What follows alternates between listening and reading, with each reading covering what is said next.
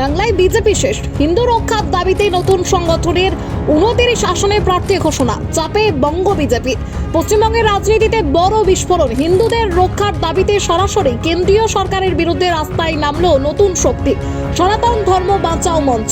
আর শুধু আন্দোলন নয়, এবার সরাসরি ভোটের লড়াই, একসাথে 29টি বিধানসভায় প্রার্থী ঘোষণা। আমরা 31টা আসনে প্রার্থী দিয়েছি। আমাদের স্পষ্ট কথা, নরেন্দ্র মোদীকে আমরা দীর্ঘদিন সনাতনীরা লড়াই করে ঘাম রক্ত ঝরিয়ে ভালোবেসে তাদেরকে আমরা দিল্লিতে ক্ষমতায় এনেছি। বিজেপি হেরে গেছে অলরেডি। বিজেপি 2026-এ গেম ছেড়ে দিয়েছে। বিজেপি আর পাওয়ারে আসবে না। বিজেপি এখন কম্পিটিশান করছে আইএসএফের সঙ্গে আর কংগ্রেস সিপিএমের সঙ্গে, কে জিততে পারে আগে।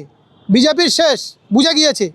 কারণ হিন্দুরা, ম্যাক্সিমাম হিন্দুরা এখন বুঝে গিয়েছে, যে হিন্দুরা তাদের মোদির হয়ে চিল্লেছিল সেই হিন্দুরাও নিঃসন্দেহে বুঝে গিয়েছে যে নরেন্দ্র মোদী তার ব্যক্তিগত কার্যসিদ্ধির জন্য বা মনোবাসনা পূর্ণের জন্য তিনি কোটি কোটি টাকা খরচ করে সিকিউরিটি করছে, কোটি কোটি টাকা খরচ করে সানগ্লাস পরছে, খাওয়া দাওয়া করছে, কিন্তু সনাতনীদের রক্ষার জন্য আগামী ভবিষ্যতের জন্য একটা টাকাও খরচ করেনি, একটি বিলও করেনি। সেজন্য বাংলার হিন্দুরা জবাব 2026-এ দিয়ে দেবে। প্রার্থী কোন কোন জায়গায় দিলাম সেটা মহারাজজি জানাবেন। এবং প্রার্থী দেওয়ার উদ্দেশ্যটা সেটা আমি একটুখানি বলি। ধরো আমাদের ভারতবর্ষে অনেকগুলো রাজনৈতিক দল তো ধরো প্রথমে ছিল কংগ্রেস, তারপরে বিজেপি, সিপিএম, এইভাবে সব তৈরি হলো। তো কোনো না কোনো দল যখন প্রথম সৃষ্টি হয়, ধরো আপনার সম্ভবত 1925 সালে সিপিএম কমিউনিস্ট এখানে জন্ম নিয়েছিল। তা কোনো একটা উদ্দেশ্য নিয়ে তৈরি হয়েছিল।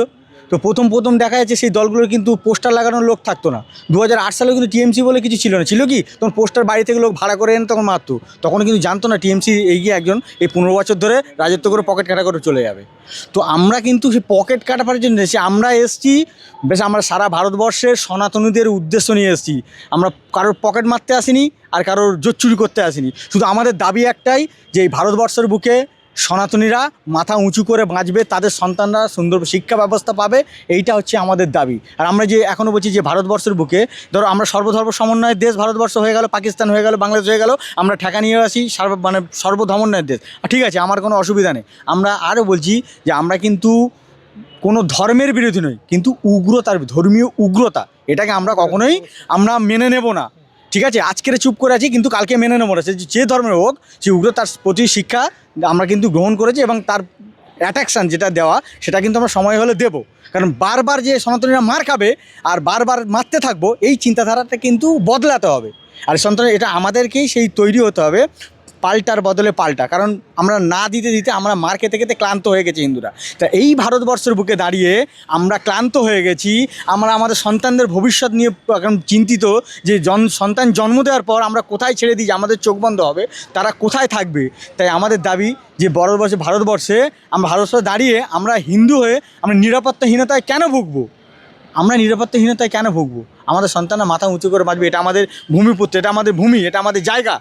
সেই আমরা দাবিটা কিন্তু অন্য কোনো ধর্মের কাছে, অন্য কোনো রাজনৈতিক দলের কাছে না, আমরা কিন্তু বিজেপির কাছে দাবি যে আপনি দিন, আমাদের কাদের দিচ্ছেন না, সনাতনীদের দিচ্ছেন। তো যে ভারতবর্ষে সনাতনীরা 100% স্বাধীনতা এনেছে, সেই সনাতনী সন্তানরা আজকে যদি বিপদগামী হয়ে যায় বা স্কুল ছাড়া হয়ে যায়, তারা যদি এই যে ভাগটা, তাহলে আমাদের অধিকারটা আমরা কেন পাবো না?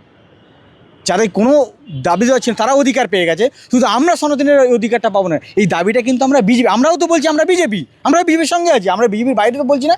আমাদের দাবিগুলো মানা হোক। আমাদের দাবি মহারাজ যে দাবিগুলো রেখেছে, আমরা যে দাবিগুলো শুধু আমাদের ভালো হবে, আমাদের প্রত্যেকটা সনাতনী সমাজের ভালোর জন্যই কিন্তু আমরা দাবিটা নিয়ে এসেছি। প্রত্যেকটা সনাতনী সমাজের উন্নতির জন্য আজকে কিন্তু এই দাবি। আজকে ভারতবর্ষের বুকে দাঁড়িয়ে আমাদের এই অধিকারগুলো চাইতে হচ্ছে কেন? এগুলো তো আমাদের দেওয়া উচিত সরকারের। আমরা চাইবো কেন? তাহলে আমাদের পূর্বপুরুষদের তাহলে এই ভারতবর্ষের কোনো অবদান নেই? আমাকে এখন নিরাপত্তা ভুগতে, আমি ছেলেটাকে, আমার সন্তান কোথায় যাবে, কোথায় পড়বে, সে দুদিন পর আমি মারা যাওয়ার পর কোথায় যাবে? এইগুলো কেন হবে? তাই বিজেপির কাছে আমাদের একটাই দাবি, সর্বভারতীয় ভারতীয় দল একটা, তাদের কাছে একটা দাবি যে আপনি মাথার উপরে ছাদ হয়ে আছেন, বলে আসছেন সমস্ত ভারতবর্ষে সবাই জানি যে আমরা সনাতনীরা সেফ বিজেপির কাছে। তাই আমি যদি সেফ থাকি, সেটার জন্য আমি একজন বাবা হিসাবে, পশ্চিমবাংলার আতঙ্কিত বাবা হিসাবে আমি বিজেপির কাছে চাইছি, যারা আজকে বিজেপি চেঁচাচ্ছে যে বিজেপি আছে বলে হিন্দুত্ব বাঁচবে। 2014 সাল থেকে 2024 সাল কত সনাতনী হিন্দু মারা গেছে হিসাব আছে, রাজনৈতিক এসেছে তারাও তো বিজেপির হাত ধরে গেছিলো, তারাও তো বিজেপির মুখ দিয়ে গেছিল, তারা বিজেপিটা আসুক পশ্চিমবাংলায় চেয়েছিল, তারা ঝান্ডাটা নিয়ে গেছিলো। অথচ ডিম পারলো মুরগি খেয়ে গেল দারোগা, এই সিস্টেমটা তো এখানে তো সবাই দেখছে। কই যারা চেঁচামেচি করেছে, রাস্তায় নামিয়ে দেয় ছেলেগুলোকে, কই তারা যখন মার খাচ্ছে, চিৎকার করছে, তাদের পাশে তো গিয়ে দাঁড়ায়নি তারা। যারা এখন চেঁচাচ্ছে আমি হিন্দু হিন্দু বাঁচাবো, তখন কোথায় ছিল? তখন কোথায় ছিল? আমি কিন্তু কোনো রাজনৈতিক দল, কোনো নেতাবিদ বলছি না। আমি একটা অনুরোধ করব, আমাদের মধ্যে যেসব শিক্ষিত ছেলেরা যারা আবেগের বসে যে মানে দলের কাছে ছুটে যাচ্ছে যে বিজেপি বাঁচাবে বলে এর ঝান্ডা ধরে ওঠেন, আপনারা নিজেদের মধ্যে মারামারি করবেন না। আমি একটা কথা বলবো, নিজেদের মধ্যে মারামারি করবেন না, কারণ মারবেন আপনি, মরবেও দেখবেন অন্যজন তার ফ্ল্যাটে গিয়ে সে চুপ করে শুয়ে বসে আছে। আমি তাই বলবো, শিক্ষা গ্রহণ করুন, পড়াশোনা করুন, কর্মসংস্থান হোক, মন্দির মসজিদ থাকুক, ওটা আলাদা থাকবে অবশ্যই, আমার তা নিয়ে মাথা ব্যথা নেই, কিন্তু কর্মসংস্থান হোক, শিক্ষার ব্যবস্থা যেন আরও উন্নতি হয়। পশ্চিমবঙ্গে ছিল যে বাংলা মিডিয়াম শিক্ষা ব্যবস্থাতে আমরা কতজন রবীন্দ্রনাথকে পেয়েছি, জগদীশচন্দ্র বসুকে পেয়েছি, মেঘনাথ সাহাকে পেয়েছি, এটা শিক্ষা থেকে এসছে। তারা এসব কথা বলে না। তারা আজকে উন্নত, আমরা বলছি আমরা উন্নত, আধুনিক হয়ে গেছে। এই আধুনিক সভ্যতায় আমরা নিজেদের মধ্যে মারামারি করে মরছি। আর কতদিন এই ধোঁয়াশাটা চলবে? এই ধোঁয়াশা বন্ধ হোক। কি বলবেন কথা আসলে আজকের আমরা 31টা আসনে প্রার্থী দিয়েছি। আমাদের স্পষ্ট কথা, নরেন্দ্র মোদীকে আমরা দীর্ঘদিন সনাতনীরা লড়াই করে ঘাম রক্ত ঝরিয়ে ভালোবেসে তাদেরকে আমরা দিল্লিতে আমরা ক্ষমতায় এনেছি। কিন্তু দেখা গেল দুর্ভাগ্য বিষয়, নরেন্দ্র মোদী তার বিলাস বহুল চলছে, তার সিকিউরিটি মানে কোটি কোটি টাকা খরচ হচ্ছে, কিন্তু সাধারণ হিন্দুদের কোনো সিকিউরিটি নেই। সেই সিকিউরিটিটা করতে হবে। আগামী আমাদের সনাতন ধর্ম যাতে পঙ্কিল আবর্তে না ঢুকে যায়, শিক্ষার আলো যাতে ঢাকে, বেদ উপনিষদের শিক্ষা যাতে হয়, সেই জন্য আমরা মোদিজির কাছে প্রতিটি গ্রামে গুরুকুল শিক্ষা ব্যবস্থার দাবি করেছি।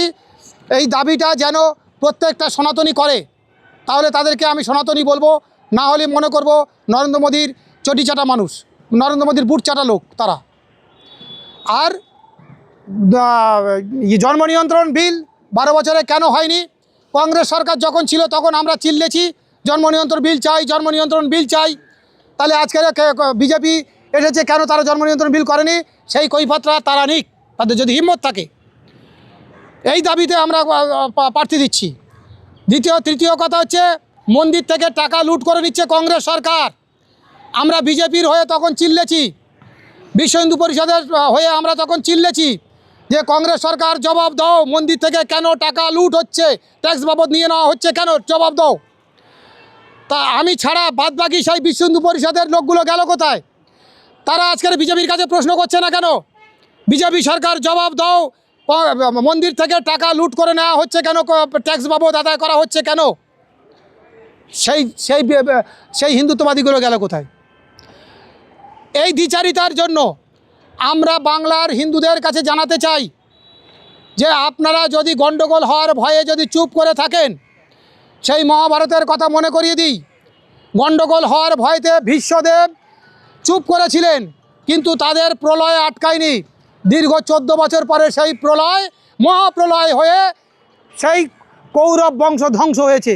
তো বিজেপির যে মুসল পর্ব শুরু হয়েছে, আর বেশি নয়, 5 নয় 10 বছর পরে এই চুপ করে থাকার জন্য এই প্রলয়টা মহাপ্রলয় হিসেবে বিজেপির ওপরে ঝাঁপিয়ে পড়বে ভারতবর্ষের সমস্ত সনাতনীরা। এবং সেই জন্য সেই দিনের যাতে না দেখতে হয়, এখনও সময় আছে। নরেন্দ্র মোদী যদি আমাদের দাবিগুলো মেনে নিতে পারে, তাহলে আমি বলবো সেই মহাভারতের মতো, সেই 5টি গ্রামের মতো, তাহলে মহাপ্রলয় বন্ধ হবে, না হলে মহাপ্রলয় বন্ধ হবে না। আমরা 31টা আসনে প্রার্থী দিয়েছি।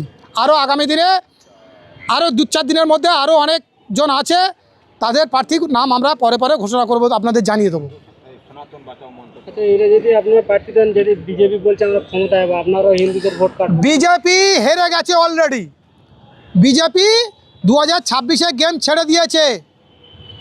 বিজেপি আর পাওয়ারে আসবে না। বিজেপি এখন কম্পিটিশান করছে আইএসএফের সঙ্গে আর কংগ্রেস সিপিএমের সঙ্গে, কে জিততে পারে আগে। বিজেপির শেষ, বুঝে গিয়েছে। কারণ হিন্দুরা, ম্যাক্সিমাম হিন্দুরা এখন বুঝে গিয়েছে, যে হিন্দুরা তাদের মোদির হয়ে চিল্লেছিল, সেই হিন্দুরাও নিঃসন্দেহে বুঝে গিয়েছে যে নরেন্দ্র মোদী তার ব্যক্তিগত কার্যসিদ্ধির জন্য বা মনোবাসনা পূর্ণের জন্য তিনি কোটি কোটি টাকা খরচ করে সিকিউরিটি করছে, কোটি কোটি টাকা খরচ করে সানগ্লাস পরছে, খাওয়া দাওয়া করছে, কিন্তু সনাতনীদের রক্ষার জন্য আগামী ভবিষ্যতের জন্য একটা টাকাও খরচ করেনি, একটি বিলও করেনি। সেজন্য বাংলার হিন্দুরা জবাব 2026-এ দিয়ে দেবে।